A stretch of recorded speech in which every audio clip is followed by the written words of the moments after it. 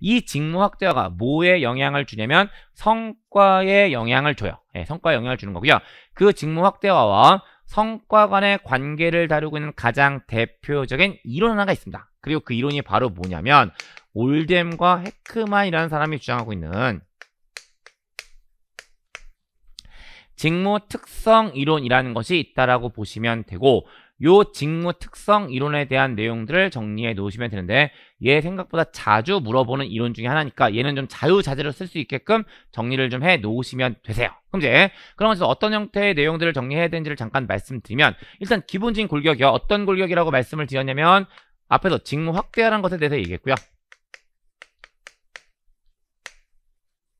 이 직무 확대화가 뭐에 영향을 준다라고 말씀을 드렸냐면 성과에 영향을 준다라고 이야기한 거죠. 그런데 우리가 지금부터 정리하는 올뎀과 헤크만의 직무 특성 이론은 이걸 그대로 다 가져오고 있지는 않아요. 그러니까 어떤 식의 관점을 가지고 있냐면, 물론 직무 확대화가 성과에 긍정적인 영향을 준다는 사실은 동의하고 있지만 무조건 직무 확대화가 성과에 긍정적인 영향을 주는 것은 아니고요. 그 사이에 특정한 조건이 성립을 해야 된다는 거예요. 그리고 그게 바로 뭐냐면, 어떤 개인에게 직무 확대를 했을 때 그 직무 확대를 받아들이는 개인이 중요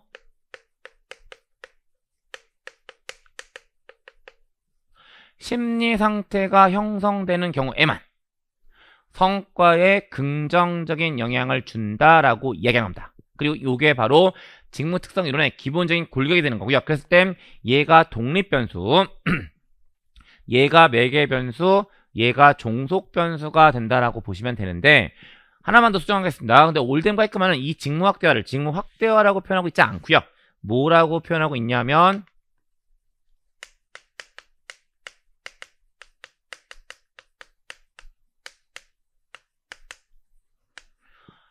핵심 직무 특성 차원이라고 표현하고 있어요. 그래서 결론적으로 독립변수는 핵심 직무 특성 차원, 매개 변수는 중요 심리 상태, 종속 변수가 성과가 된다라고 보시면 되거든요. 그러다 보니까 이제 뭐가 일단 정리가 되어야 하냐면, 핵심 직무 특성 차원에는 어떠한 것들이 있는지, 중요 심리 상태는 어떠한 것들이 있는지, 성과에는 어떠한 것들이 있는지가 일단 정리가 돼야 되는 거고, 그게 각각에 대한 목차 구성을 한다라고 보시면 돼요. 그래서 일단 뭐부터 확인을 시켜 드릴 거냐면, 핵심 직무 특성 차원에는 어떤 것들이 있는지를 보시게 되는데, 올뎀과 헤크만의 주장에 따르면 핵심 직무 특성 차원은 모두 5가지가 돼요. 그리고 그 5가지 보시게 되면 제일 첫 번째 기술 다양성이라는 것이 있고요. 두 번째 과업 정체성, 그 다음에 세 번째 과업 중요성이라는 것이 있습니다. 그 다음에 네 번째 자율성이라는 것이 있고요. 마지막으로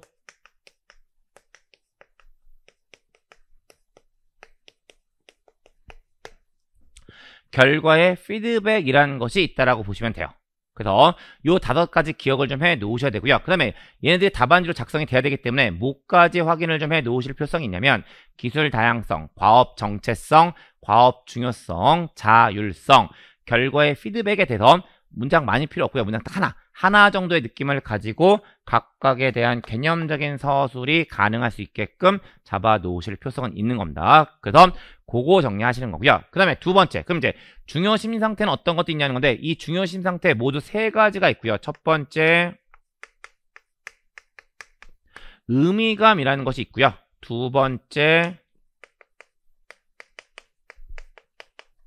책임감이라는 것이 있습니다. 그 다음에 세 번째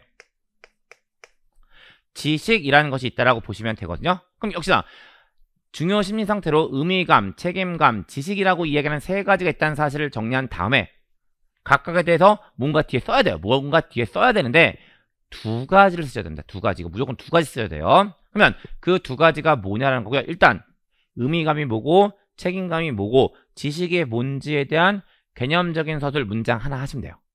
그 다음에 나머지 한 가지가 뭐냐면, 아까 제가 처음에 설명드렸듯이 직무 확대화가 입장 성과에 긍정적인 영향을 주는 것이 아니라 특정 중요 심리 상태가 형성되는 경우에만 성과에 긍정적인 영향을 준다라고 말씀을 드렸으니까 직무학자로 면은 핵심 직무 특성 차원과 중요 심리 상태 사이에 연결고리가 있겠죠. 그래서 그 연결고리를 하나 더 적으시면 되는데 그것 때문에 어떤 얘기를 하게 되냐면 먼저 기술 다양성, 과업 정체성, 과업 중요성이라는 거고요. 얘네들은 어떠한 공통점을 가지고 있냐면 일 자체와 관련된 공통점이 있어요. 그러면 어떤 일과 관련해서 종업원에게 준다면 어떨 때 그 종업원은 열심히 할까요? 그 일이 나에게 의미가 있다라고 판단됐을 때 열심히 할 거라고요. 결국 기술 다양성, 과업 정체성, 과업 중요성은 의미감이라는 심리 상태를 형성해 준다라고 보시면 되고요. 그래서 의미감에 대한 내용을 뒤에 설명할 때 어떤 내용들이 들어오면 되냐면 의미감은 블라블라블라이다. 그리고 이 의미감은 기술 다양성, 과업 정체성, 과업 중요성과 관련되어 있다라는 문장 두 개, 딱 두 개예요. 그 문장 두 개가 정리가 된다라고 보시면 돼요. 나머지도 마찬가지입니다. 그럼 자율성이고요. 아까 준자율적 작업 집단에서 말씀드린 것처럼 경영학에서 사용되는 자율성은 의사결정 권한의 의미를 가지고 있으니까 권한에는 뭐가 따라올까요? 책임이 따라오겠죠. 그래서 자율성이라는 것은 책임감에 영향을 미친다라고 보시면 되고요. 결국 책임감에 대해서 딱 두 가지 쓰시면 돼요. 책임감에 대한 개념 작성하시고 한 문장 더 쓰면 자율성과 관련돼 있다라는 사실 쓰시면 되는 거죠. 마지막으로 결과의 피드백이라는 거고요. 이 결과의 피드백은 말 그대로 그냥 정보를 준다는 겁니다. 근데 어떨 때 그러면 그 개인은 열심히 할 거냐면 그 정보를 활용할 수 있는 능력, 지식을 가지고 있을 때 열심히 하겠죠. 그러니까 결과의 피드백이라는 것은 뭐에 영향을 주게 될 거냐면 지식에 영향을 준다라고 보시면 되고 그래서 지식 역시 딱 두 문장 들어가는 거죠. 지식에 대한 개념적인 서술을 한 문장 한 다음에 이 지식은 결과의 피드백과 관련되어 있다라는 문장 작성하시면 돼요. 그래서 그렇게 정리하면 중요 심리 상태는 어떤 것들이 있고 핵심 직무성 차원과 중요 심리 상태가 어떻게 연결되어 있는지까지 다 말씀을 드렸고요. 얘네들이 결합돼서 이제 뭘 할 거냐면 성과를 높여줄 거다라고 이야기하는데 그렇다면 이 성과 변수에는 어떤 것들이 있는지를 보시게 되는 거고 그 성과 변수 크게 네 가지 들어가 있죠. 첫 번째 동기부여를 유발시킬 거고요. 두 번째 직무 만족도 일으킬 겁니다. 그 다음에 자아 실현이 성과의 의미를 가지고 있다라고 보시면 되고요. 그 다음에 마지막으로 낮은 결근과 낮은 이직이라는 것이 성과 변수에 해당한다라고 보시면 돼요.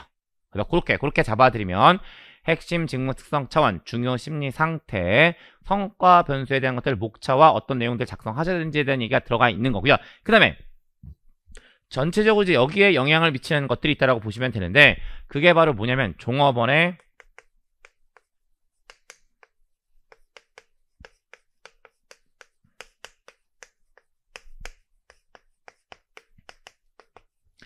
성장 욕구의 강도가 영향을 미친다라고 보시면 돼요. 그리고 이게 바로 올덴과 헤크만의 직무 특성 이론이라고 보시면 되고요. 역시나 교재 64페이지 보시면 칠판과 동일한 그림이 들어가 있습니다.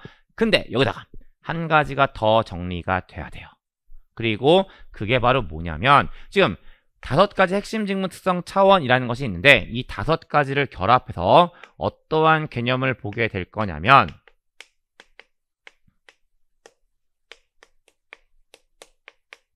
잠재적 동기 지수, 영문 약자로 MPS라는 것에 대한 이야기가 들어가 있고요. 그 내용들을 좀 정리해 놓으실 필요성이 있고요. 그래서 교재 64페이지 보시게 되면 아래쪽에 각주 들어가 있습니다. 일단 어떤 내용들 들어있는지 같이 좀 확인해 보시면 이 MPS 어떻게 구하는지가 들어가 있죠. 어떻게 구할까요?